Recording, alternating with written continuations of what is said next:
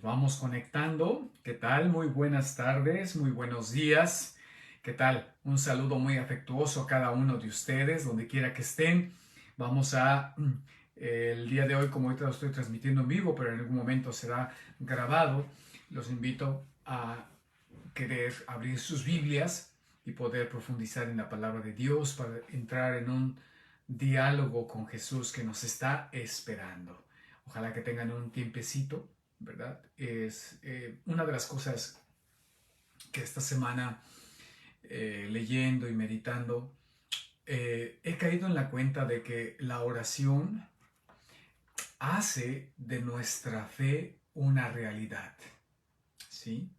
Hace de nuestra fe una realidad. Algunas personas podremos decir que creemos en Dios, pero sin el diálogo con esa persona que creemos, que decimos creer, no puede ser, eh, eh, no podemos decir que hablamos con una persona. Entonces Dios y nuestra religión se convierte en un ideal, y muy hermoso ideal, pero, y todo lo que ustedes quieran, pero menos una relación.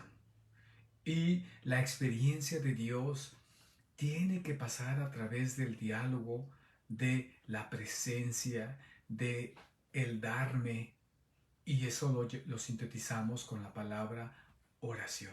Entonces, por eso se hace, de alguna manera, se impone este tiempo para dedicárselo a Jesús, para entrar en diálogo a través de su palabra. Y recordando que el diálogo siempre, siempre va a ser una respuesta.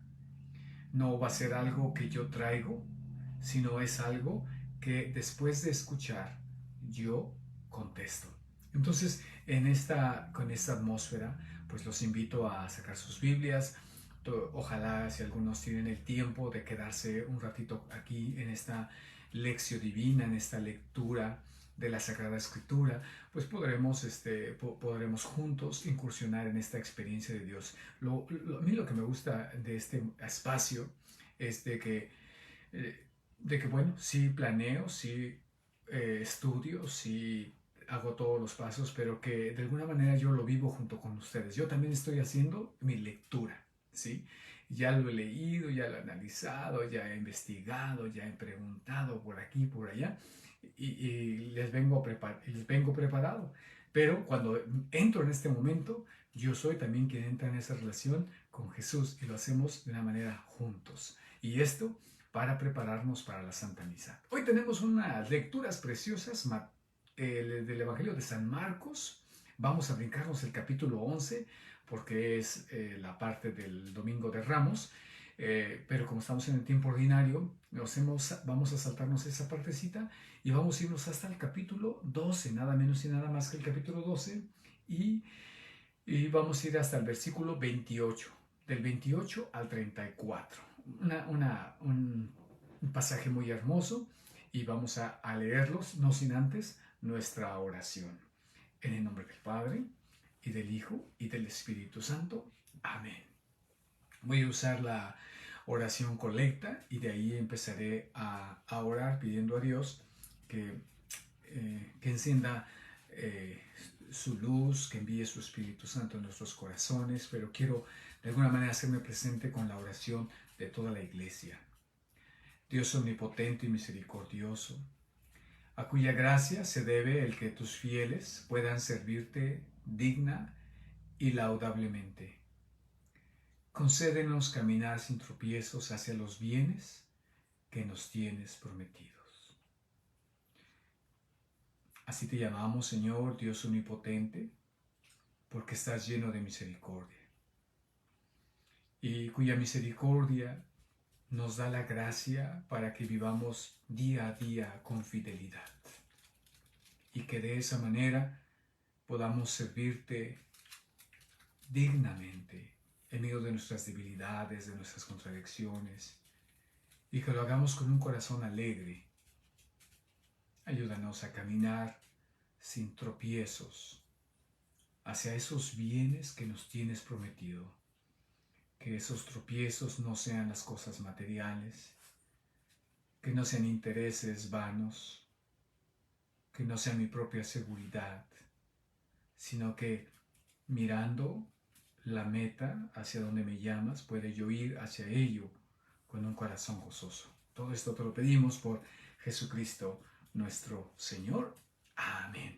Bien, pues he ampliado un poquitito con sencillez la oración colecta, la he hecho mía, pero en la misa pues solamente se hace esa, es como una síntesis, es una oración tan hermosa, pero sintetizada, que, que de alguna manera esa oración puede provocar otra oración. Bien, pues espero que todos estén bien por allá. En una semana suceden tantas cosas, ¿verdad? Tantas cosas. La vida nos puede cambiar de una semana a la otra. La vida nos puede cambiar. Ahorita, por ejemplo, esta semana, uno nos despedimos el domingo, uno de los parroquianos, nos despedimos bien a gusto, y el martes me manda un texto que el lunes se cayó y se quebró 4 costillas. La vida nos cambia así, y ahorita está ahí inmóvil el hombre. Pero todo sucede, ¿no? A veces no basta una semana, sino a veces basta un instante para que nuestras vidas cambien totalmente. Eh, Aquí lo importante siempre va a ser, como dice Matthew Kelly, lo importante va a ser no querer poner orden en la vida, porque parte de la vida es un poquito de desorden. Pero lo más importante es, ¿qué voy a hacer con ese desorden? ¿Qué voy a hacer cuando esas cosas en la vida sucedan? Mi respuesta es lo más significativo que va a acontecer. No tanto que yo quiera librarme de todas los tropiezos, como decíamos en la oración, de todos aquellos desórdenes en la vida, esas fragilidades, esas enfermedades, esas discusiones. Eso es inevitable, porque somos seres humanos imperfectos. Pero cuando me enfrente yo a ello, ¿cuál es mi actitud? Y eso va a definir lo que siga después, ¿sí? Va a definir un cambio de época, un cambio de actitud, o continuar en la misma rutina o en el mismo círculo vicioso. Bien, pues vamos a acercarnos a Marcos capítulo 12, ¿qué les parece? Y vamos a ir leyendo nuestro texto, nos acercamos a él con humildad y después le hacemos una segunda lectura para empezar a meditarla. Entonces, en mi Biblia está en la página 1788. Comienzo en el versículo 28, 12, Marcos 12, capítulo 28. Un escriba que los oyó discutir, al ver que les había respondido bien, se acercó y le preguntó: ¿cuál es el primero de los mandamientos? Jesús respondió: el primero es: escucha, Israel, el Señor nuestro Dios es el único Señor. Y tú amarás al Señor tu Dios con todo tu corazón y con toda tu alma, con todo tu espíritu y con todas tus fuerzas. El segundo es: amarás a tu prójimo como a ti mismo. No hay otro mandamiento más grande que estos. El escriba le dijo: muy bien, maestro, tienes razón al decir que hay un solo Dios y no hay otro más que Él, y que amarlo con todo el corazón, con toda la inteligencia y con todas las fuerzas, y amar al prójimo como a sí mismo vale más que todos los holocaustos y todos los sacrificios. Jesús, al ver que había respondido tan acertadamente, le dijo: tú no estás lejos del reino de Dios. Y nadie se atrevió a hacerle más preguntas. Bueno, esta es una lectura muy, muy hermosa, muy bonita, que nos remite precisamente a lo que vamos a leer en la primera lectura. La primera lectura nos habla de dónde Jesús toma esta respuesta en Deuteronomio capítulo 6, y hoy vamos a empezar desde el versículo 2 hasta el versículo 6, ¿sí?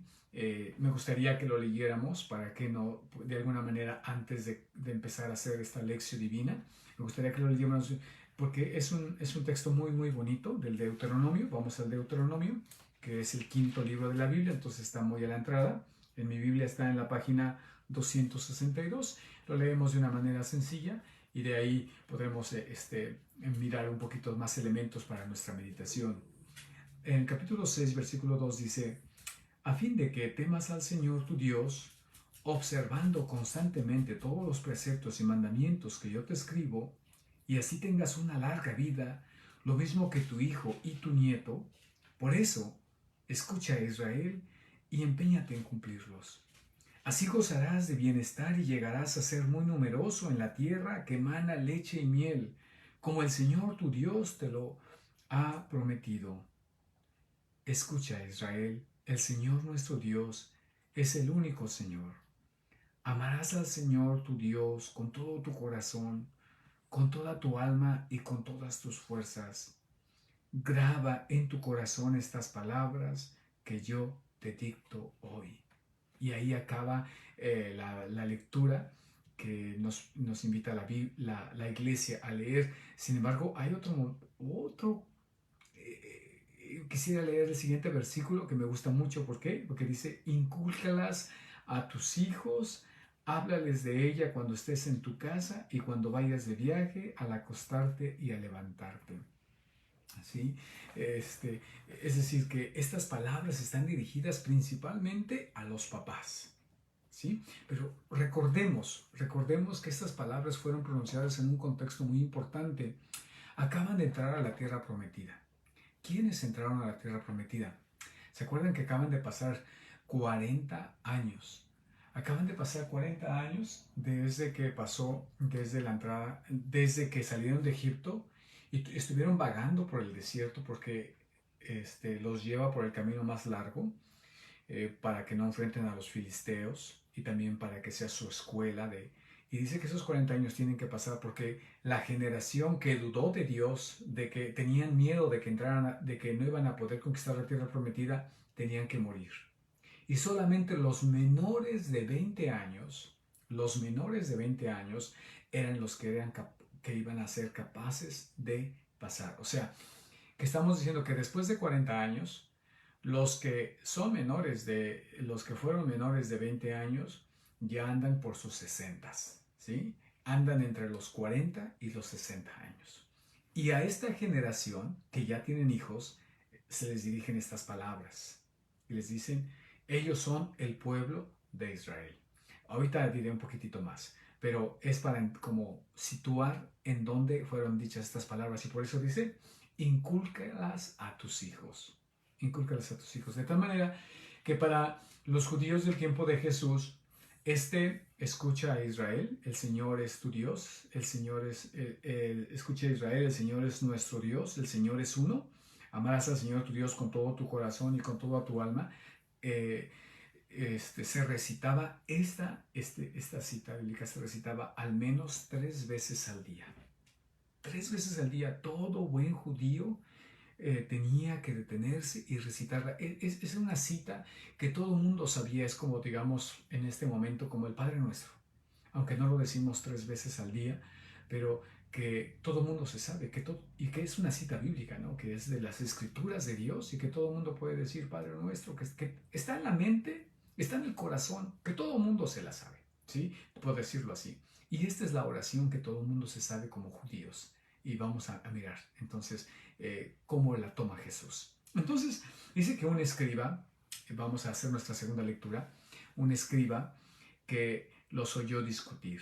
Esta expresión habla de lo que no leímos, ¿verdad? En el título anterior dice discusión sobre la resurrección de los muertos. Entonces dice que ahí se acercaron unos saduceos que niegan la resurrección a ponerle una pregunta a Jesús acerca de cómo es cierto que resucitan las personas, y le ponen un caso.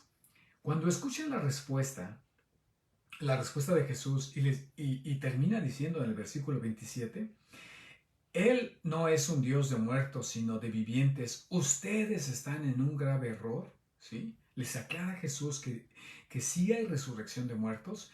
¿Por qué? Porque Dios es un Dios de vivos, y les dice que los saduceos están en un grave error. Dice que el escriba que los oyó discutir al ver que les había respondido bien, ¿sí? Entonces aquí viene un primer momento, este escriba, a veces los escribas y los fariseos y los saduceos se acercan para ponerle trampas, pero aquí este escriba es el único que no se acerca como para poner una trampa, sino se acerca admirándolo. Porque él es un escriba y un escriba es como un experto, es un profesional en la palabra de Dios. El escriba, la palabra escriba significa que tenía la habilidad incluso de escribir. Recuerden que para el tiempo de Jesús, el que escribía era pues de las gentes más importantes, porque primero se hablaba, después se podía leer, pero ya si al leer podías escribir, ya era que eras muy profesional, ¿sí? Muy profesional. Nosotros no podemos ya entender esto, pero nuestros padres lo pueden entender. Gracias a Dios, mis papás son de las primeras generaciones. Mis papás fueron las primeras generaciones. Estamos hablando que mi papá acaba de cumplir 80 años, que fue de las primeras generaciones que aprendió a leer los de su casa, que fue creo que fue hasta primer año o tercer año de primaria. Sí, creo que fue hasta tercer año de primaria mi papá. Y es un hombre que lee y que escribe, ¿sí? Pero escribe poquito, lee más, pero escribe poquito. Entonces, en el tiempo de Jesús, porque estos hablamos pues, de un mundo muy moderno, pero en el tiempo de Jesús no había esto, ¿sí? Entonces el escriba era como, pues, wow, ya una persona preparada. Y esta persona se acerca a Jesús, ¿sí? Y le pregunta, ¿cuál es el primero de los mandamientos? ¿Por qué el primero de los mandamientos? Recordemos que esta es una pregunta muy legítima, es decir, que es muy importante esta pregunta de cuál es el primero de los mandamientos, porque si bien es cierto que había 10 mandamientos, si bien es cierto que había 10 mandamientos, recuerden que ante la evolución, ¿sí? Ante la evolución, ante el caminar, ante el desarrollo histórico, fueron tratando de precisarlo y tratar de pensar que amaron tanto la ley de Dios que querían precisar qué significaba amar a Dios sobre todas las cosas. ¿Qué significaba esto? ¿Qué significa no jurarás el nombre de Dios en vano? ¿Qué significa eso? Entonces fueron desarrollando otros tipos de mandamientos, ¿verdad? Que expresaban estos 10 mandamientos y se fueron convirtiendo hasta, tenemos históricamente un registro de 613 mandamientos, de los cuales 248 eran positivos, es decir, el hacer, ¿no? Como amarás al Señor tu Dios, amarás, honra a tu padre y a tu madre, esos son lo que se dice positivo. Y negativos eran 365 negativos, como el de no matarás, el de no fornicarás, ese es lo negativo, ¿no? En ese sentido, una prohibición y, y un mandato. Entonces los mandatos son los positivos y eran 248. Y los negativos, las prohibiciones eran 365. Un total de 613 mandamientos en el tiempo de Jesús. Lo cual, pues, era parte de los expertos estar interrogando, bueno, ¿cuál era el primero? ¿Cuál era el principal? ¿De cuál se derivaba todo? Y de ahí viene esta pregunta de este escriba. ¿Cuál es el primero de los mandamientos? Jesús respondió, el primero es, escucha a Israel y cita lo que Moisés en la tradición le está diciendo al pueblo, ¿sí? Escucha Israel, el Señor nuestro Dios es el único Señor. Y tú amarás al Señor tu Dios con todo tu corazón y con toda tu alma, con todo tu espíritu y con todas tus fuerzas. El segundo es, y eso lo podemos encontrar allí en Levítico, ¿sí? Cuando Jesús acude a ese fragmento, también está citando a Levítico el capítulo 19 en el versículo 18. Amar al prójimo, ¿sí? También está contenido ya en la ley de Dios. Entonces dice, y el segundo es, amarás a tu prójimo como a ti mismo. No hay otro mandamiento más grande que estos. Entonces, en esta segunda lectura también los invito a meditar, pero también a pensar el espacio. Aquí Aquí no habla, parece ser que en un momento se capta, Marcos queda tan impactado de este cuadro, de esta escena de Jesús y de este escriba, que pareciera ser que están solos, ¿sí? Pareciera ser que están solos y que cuando se acerca no hay nadie más, no se menciona a nadie. No se menciona a nadie, ni a los discípulos, ni a los saduceos, si se quedaron, no se quedaron. Esto queda solamente absorto, ¿verdad? Es absorbido, este cuadro queda solamente por el escriba y Jesús. Y esto nos da una gran oportunidad para sentirnos así en esa intimidad. Imagínate que tú te acercas. Y yo te invito a esto, a acercarte a Jesús y a abrirle tu corazón y hacerle esa pregunta. Y decirle, como decimos, ¿verdad? Aquí no le dan ningún título. Dice, se le acercó y le preguntó. No le dice maestro, no le dice hijo de David, no le dice Jesús. Simplemente le hace la pregunta. ¿Cuál es el primero de los mandamientos? Y Jesús responde. Entonces me gustaría que detuviéramos allí un poquitito y mirar a Jesús. ¿Cómo él recitaría que en la lengua hebrea le conocen como la oración, así como nosotros conocemos el Padre Nuestro, y que es solamente las primeras palabras de la oración del Padre Nuestro, que lo encontramos en el capítulo 7 de San Mateo? Así también ellos conocían esta oración como el Shema. Shema significa en hebreo escucha. Shema Israel, Adonai Elohenu, Adonai Echad. Así iba esta oración, ¿sí? Así iba esta oración en hebreo. Escuchemos cómo Jesús, me encanta a mí pensar cómo Jesús se llenaría de gozo al evocar esta oración, que no solamente es una oración que él se sabía de memoria, sino era algo que llevaba toda su vida, que conducía toda su vida. La conducía significa que era el eje central de toda su vida. ¿Por qué? Voy a explicarlo. La primera palabra que dice es escucha.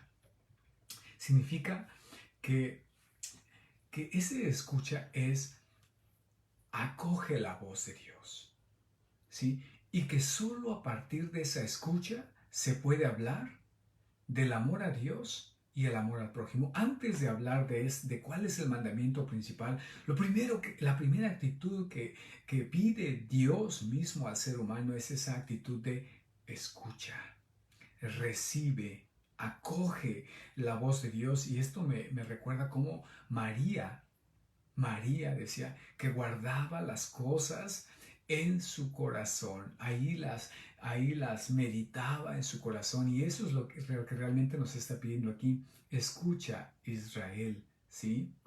En el fondo nos quiere decir, no te cierres, no hagas de tu vida un espacio clausurado donde solo se escuchan tus voces y las voces del mundo, ¿sí?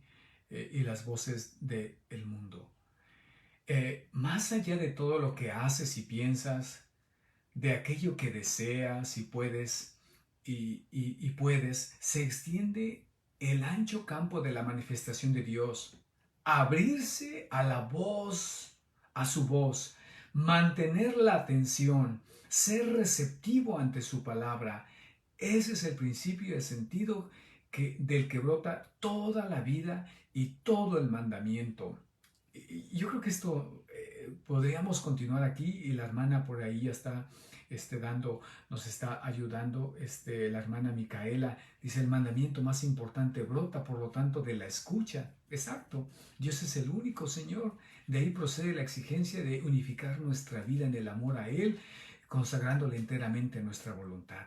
Exacto, gracias hermana por compartirnos este momentito. Exacto, de ahí brota todo, ese es el principio y el sentido del que brota no tan solo los mandamientos, sino la vida de esta escucha.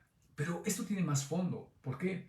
Porque le dice: escucha, Israel. Recordemos que es el primer nombre que le dan al pueblo. Cuando se está formando pueblo de Dios y Dios lo va formando, que hemos hablado de estos jóvenes que van teniendo descendencia, y van caminando en el desierto y Dios va formando su corazón. Ese es el pueblo de Israel y es la palabra de Dios quien les está dando a luz de alguna manera, que les está formando, que eso es lo que ellos están haciendo. Están siendo Israel por primera vez, ese pueblo que vino de todas partes, ese pueblo que no se conocía, que no se congregaba, que no tenía culto a Dios, por primera vez es llamado Israel. Y recuerden que Israel es el nombre que Dios le da a Jacob, que significa tramposo, ¿verdad? Cuando tienen esa lucha ya en el Génesis. Y entonces, cuando le da la bendición, le dice, de ahora en adelante ya no serás Jacob, serás Israel. Y ese nombre que es dado por Dios, se lo da. Y entonces ahí, en este encuentro que estaba yo diciendo del escriba, que los invitaba a acercarnos a Jesús, que nos recuerda en lo más profundo de nuestro corazón que esa es nuestra identidad. Que nuestra identidad está siendo formada a través de la escucha. A través de la escucha y de esta apertura que continuamente tenemos a Dios. Yo no sé si a ustedes les ha pasado, pero a mí muy continuamente me pasa que cuando tengo alguna situación en la cabeza que no tengo paz, algún problema, alguna situación, y pues gracias a Dios tengo el privilegio de celebrar la misa todos los días, que, que cuando estoy en medio de esa preocupación, Dios me habla. Y Dios me habla todo el día me está hablando. Y lo habla a través de la palabra, me habla desde la lectura del oficio cuando hago mis oraciones como sacerdote se llama el oficio de lectura, desde allí en los salmos, en la misa, en Dios me habla, me grita, en el sentido, porque en el sentido de decir me grita que me hace conocer su voluntad, que me hace conocer su voluntad y es algo para mí increíble, ¿no? Que de repente, se los confieso, que de repente hasta las lágrimas me salen de que le digo, Señor, tienes tanto detalle para mí y tienes tanto detalle que me estás hablando en este momento a mí, que me estás hablando a mí en este momento, en esta lectura, que no es coincidencia, sino que tú en tu gracia lo has planeado, ¿verdad? Entonces, esta escucha total y te escucha a Israel, el que te formé, el que te he llamado, ¿verdad? Y el siguiente que dice es, el Señor nuestro Dios es el único Señor, el Señor Adonai Elohenu, Adonai Ehad, Adonai, Adonai, el Señor, ¿sí? Ese término tan cariñoso, Adonai, eh, que esa es la palabra que se le dice a Dios cuando hay una relación muy cercana. El pueblo de Israel de repente lo conocía como papá, pero muy poco. Le quería dar el título de mamá, pero no se atrevía. Pero cuando quería llamarle de una manera muy cercana, aparte de decirle Yahvé, porque era el que no podía pronunciar ese nombre, le decía Adonai, ¿sí? Adonai. Y es una palabra que está muy escrita en el corazón del israelita y dice Adonai, el Señor nuestro Dios, en primer lugar es Dios y es el único Señor. Y ante esta imposición de escucharle y decir que Él es el único, que no hay otro, que no hay otros dioses, no tan solo para el pueblo de Israel, sino que para toda la creación no hay otro Dios. Y a los que demás les demos nuestra atención se convierten en ídolos. Y dice que ese es el Dios, y dice, y esto nos recuerda, pues nos recuerda cada una de las cosas que ha hecho por nosotros. Y como esta palabra le recuerda esa entrada a la tierra prometida, al pueblo de Israel, que hoy que cuando escuchamos esta palabra, que Él nos recuerda todas las bendiciones que Él nos ha dado. Empezando por el don de la existencia.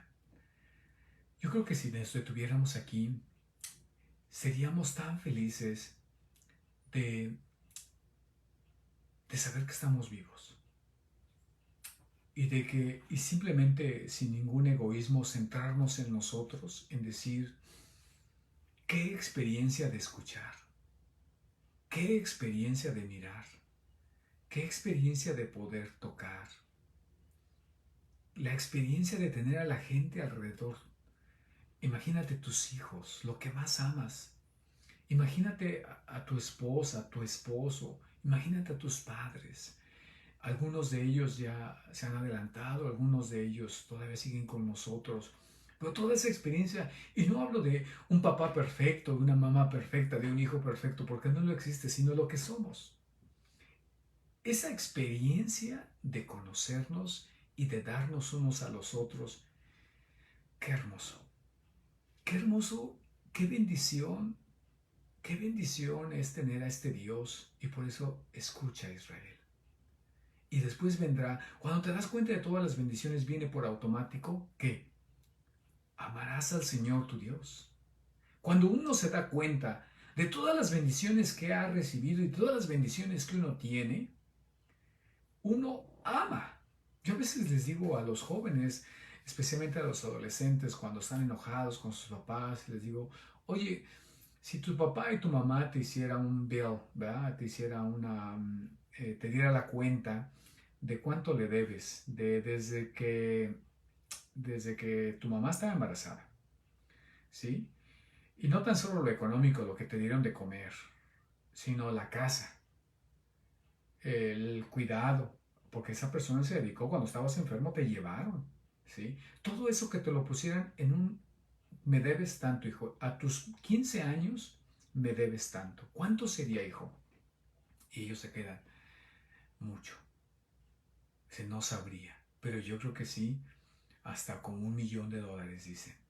Sí, yo creo que sí. Y les digo, y eso es cierto. Y eso se te olvida. Eso se te olvida de tal manera que crees que tu papá no te quiere o tu mamá no te quiere. Bueno, por ahí voy, ¿no? Con los jóvenes. Pero ¿cuál es mi punto? Que cuando ellos se dan cuenta de cuánto, que no se acuerdan, que no se acuerdan, pero que lo pueden de alguna manera saber, porque ya en su experiencia se dan cuenta que eso ocupa un bebé, eh, ellos se dicen, wow, muchas cosas mis papás sin mí hubieran podido tener ese dinero que han puesto en mí, lo hubieran puesto en una casa y pudiéramos tener una casa más grande, pero no, decidieron no tener esa casa, vivimos en esta traila, pero me tienen a mí y yo soy muy valioso para ellos. Y cuando viene eso, lo que yo quiero provocar es amar a sus padres, honrarles, respetarles. Y entonces cuando Jesús evoca estas palabras, escucha a Israel. El Señor es nuestro Dios, el Señor es uno. Eso provoca, eso quiere provocar y eso quería provocar Moisés y hoy Jesús lo provoca en nosotros, como yo les decía. Y entonces surge de ahí la exigencia de amar, amar. El Papa Benedicto XVI en su encíclica Deus Caritas Est, en el número 17, decía de alguna manera, ¿se puede mandar el amor? ¿Se puede mandar el amor? Y recuerden que se preguntaba, ¿se puede mandar a amar de una manera sencilla poder decir esto? Bueno, es que solo porque Dios nos ha llamado y amado primero, podemos responderle a la respuesta de Papa Benedicto. ¿Sí? Solo porque Dios nos ha llamado y amado primero, podemos responderle. Ese amor del que aquí se habla no es un puro sentimiento intimista, sino fidelidad personal en la línea de aquello que pidieron los profetas. De aquí algo muy importante que cuando enumera cómo debemos de amarle, voy a comerme unos minutitos más, pero estoy a punto de terminar, cómo debemos de amarle, y dice, amarás al Señor tu Dios con todo tu corazón, con toda tu alma, con toda tu mente y con todas tus fuerzas. Jesús agrega un cuarto elemento. En el Deuteronomio solamente dice con todo tu corazón, con toda tu alma y con todas tus fuerzas. Y Jesús agrega con toda tu mente. Ahora, estas cuatro, ¿verdad? No tenemos que pensar que son cuatro áreas de nuestra vida, no, o cuatro facultades o partes con las cuales debemos de amar, no. Lo que quiere decir es de que son cuatro maneras 4 maneras de amar. ¿Por qué? Porque con el corazón, ¿verdad? En el corazón, de acuerdo a lo bíblico, están todas nuestras decisiones, que nuestras decisiones busquen, las decisiones que hacemos del día a día, busquen complacer, busquen amar, busquen honrar a Dios. Nuestra alma, la palabra es el psique, ¿verdad? El psique, el alma como nuestro ser viviente, ¿sí? No como el espíritu, sino como el ser viviente, el nefesh de los hebreos, que con nuestra vida, con nuestro aliento, que con todo nuestro ser le demos gloria a Dios. Y, este, y dice con nuestra mente, que nuestros pensamientos estén orientados allá. Esto de los pensamientos, quisiera hacer una pausa, porque cuando vamos a misa y decimos que hemos pecado mucho de pensamiento, palabra, obra y omisión, la iglesia siempre ha privilegiado de pensamiento. Porque con nuestros pensamientos, cuando pensamos, muchos de nuestros pensamientos, porque tienen la belleza, voy a decirlo así, la belleza de que son ocultos a todos, ¿sí? Son ocultos a todos, aunque a veces las mujeres nos adivinan los pensamientos, pero, pero cuando es es lo más privado, desafortunadamente eso que tenemos más privado nos da mucha libertad a salirnos de los caminos de Dios. Y a través de nuestros pensamientos podemos criticar, podemos expulsar a alguien de nuestras vidas, podemos enojarnos, podemos tantas cosas a través de nuestros pensamientos. Y Jesús, conociendo que es el único, Dios es el único que puede conocer nuestra mente, le dice, también con tu mente. No tan solo con tu corazón, con tus decisiones, en esa manera, no como partes, sino también con todo eso, porque podríamos decir que somos lo que pensamos, somos lo que decidimos, ¿sí? Somos lo que vivimos y finalmente dice con todas tus fuerzas. Es decir, y esto es algo hermoso, que el amor de Dios debe de ser, uno se debe de esforzar con todas tus fuerzas, que el amor a Dios no es algo que surge naturalmente, es algo que debemos de esforzarnos continuamente y que al esforzarnos, es como cuando, a veces me imagino que cuando estamos haciendo workout, que estamos haciendo pesas y te esfuerzas, eso, tienes que poner ahí toda tu entrega, que no tan solo es de ok, ya en mis pensamientos, en mis decisiones, en mi corazón. No, sino que tendremos que de sudar la camiseta. Eso es lo que nos está pidiendo Jesús y en este momento aquí me detengo. Estas palabras venidas de Jesús que yo ahorita las imagino, me llenan de mucho gozo. Y me llenan de un gozo que Jesús me diga, cuando yo le pregunto cuál es el mandamiento principal, y Él me contesta, escucha Israel, evocando todo mi pasado, todas mis bendiciones. El Señor es nuestro Dios, el Señor es uno. Que no hay otro Dios fuera de ti. Amarás al Señor tu Dios con todo tu corazón, con toda tu alma, con toda tu mente y con todas tus fuerzas. Y al prójimo como a ti mismo, ¿sí? Y amarás a tu prójimo como a ti mismo. Y es que, como decía en la carta de San Juan, que no se puede separar el amor de Dios del amor del prójimo. Que siempre ese amor al prójimo, siempre ese amor al prójimo va a ser una necesidad para probar que nuestra religión está yendo por buen camino. Siempre ese amor al prójimo debe de ser, ¿verdad? Debe de ser como ese termómetro que nos ayude a entender que no es posible amar, que no es posible decir amar, que amamos a Dios y no amamos al prójimo, que no se puede separar. Y dice el Papa en el número 16, lo que se subraya es la inseparable relación entre el amor a Dios y al prójimo. Ambos están tan estrechamente entrelazados que la afirmación de amar a Dios es en realidad una mentira si el hombre se cierra al prójimo o incluso lo odia. ¿sí? Vamos a leerlo.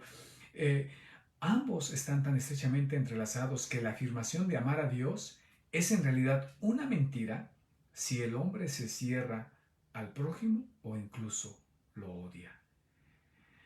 Que esto que podemos captar de ese amor a Dios, si no lo vivimos día a día, y qué difícil es amar, ¿eh? Y qué difícil es amar, ya con esto, no tan solo es difícil amar al prójimo, sino que difícil es amar a Dios. Qué difícil es amar a Dios. En la misa les decía hoy que nunca estamos contentos con Él. Que si tengo esta enfermedad, que si alguien murió, que si tengo esta voz, que si tengo esta casa, que si tengo este clima, nunca estamos contentos con Dios, con su creación. Y al final, muchas de esas cosas ni siquiera son de Dios. Muchas de esas cosas nosotros las hemos ocasionado a propósito o a veces inconscientemente. Pero qué difícil no tan solo es amar al prójimo, sino difícil es amar a Dios. Sin embargo, de ahí, amarle con todas nuestras fuerzas. Amarle como Jesús lo amó con toda su fuerza, tanta fuerza que hasta sudó gotas de sangre. Pidámosle la gracia de saber amarle. Primero de saber mirar, de poder captar su mirada de amor hacia nosotros, como lo hizo con el joven rico, de captar su mirada de amor. Después de mirar a nuestro alrededor cuántas bendiciones tenemos, especialmente desde nuestro cuerpo y todas las personas que están a nuestro alrededor, y poderlas amar como son, aceptarlas tal y como son, no buscar cambiarlas, no buscar cambiar a Dios. Hay un libro que me gusta mucho de Carlos Valles que dice: dejar a Dios ser Dios.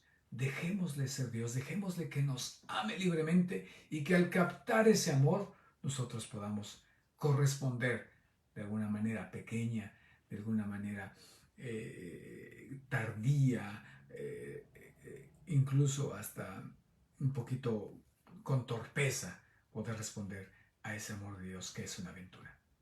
Que el Señor les bendiga a cada uno de ustedes. En nombre del Padre, del Hijo y del Espíritu Santo. Amén. Hasta la próxima.